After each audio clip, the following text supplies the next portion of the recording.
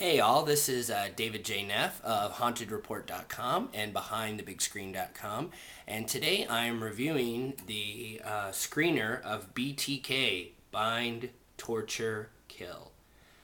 This is, of course, the fictional story of the real-life serial killer, brought to you by Lionsgate Films and Barnholtz Entertainment, and starring everyone's favorite horror actor and the person who has thrilled millions and millions of horror fans over the years as Jason Voorhees, Kane Hodder.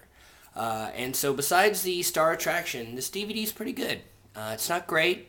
It's definitely not bad. It's definitely one of the better screeners that I've gotten from Lionsgate and Barnholtz in a while. And I think that's because of Kane Hodder. He has a real, tour de force performance of what makes up Dennis Rader, otherwise known as the BTK killer, who basically had a serial killing, lifespan of over 30 years, victims in 3 different decades, as the serial killer known as BTK. So once again, I think Kane Hodder does a great job in this movie. The things that pull this movie down are all the other actors in here are horrible. The lady who plays his wife is definitely not up to par. His kids in the movie are pretty good. There's definitely lots of cops and, other people in the movie, but none of them are that good.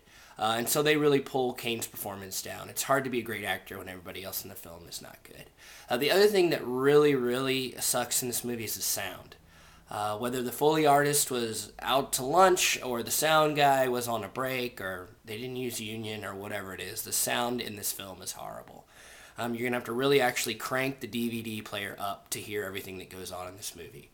Was that a deliberate choice by the filmmakers? I hope not. I didn't see it standing for anything. I didn't see it standing for the quietness of the serial killer or anything else like that. I just saw it as bad sound in an otherwise good movie. The plot revolves around the BTK killer. He was, unlike your average serial killer, he actually had a family, 2 kids. He was actually an officer of the law where he lived.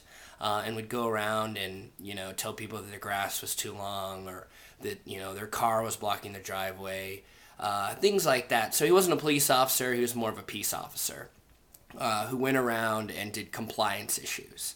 But it details the story of this urge, the urge to kill, how he killed his victims. It starts off with a really, really horrible, gut-wrenching intro that makes you think this is going to turn into a total snuff film. But instead of doing that, they actually go back to the plot right after that. I guess that's kind of to draw you in. I personally found it horrifying, which I guess is kind of the point since this is based on an actual real-life serial killer.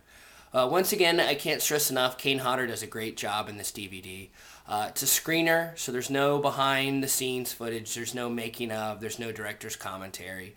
You just pop the DVD in, and it goes right into playing BTK. Overall, I really wanted to give this a B, but because of the sound issues and some of the acting and things like that, I had to give it a C-. The other thing that was kind of ridiculous in this movie was the practical effects and the special effects. Whenever Kane Hodder as BTK, as Dennis, actually shoots someone, there is about 12 buckets of blood that just bust out of the person all over the place. It's ridiculous. When people get shot, obviously they do bleed. But blood doesn't go flying, especially 12 buckets of blood all over the person behind them or the wall or anything else like that. So that was a little crazy and really threw me off as to the reality of the movie.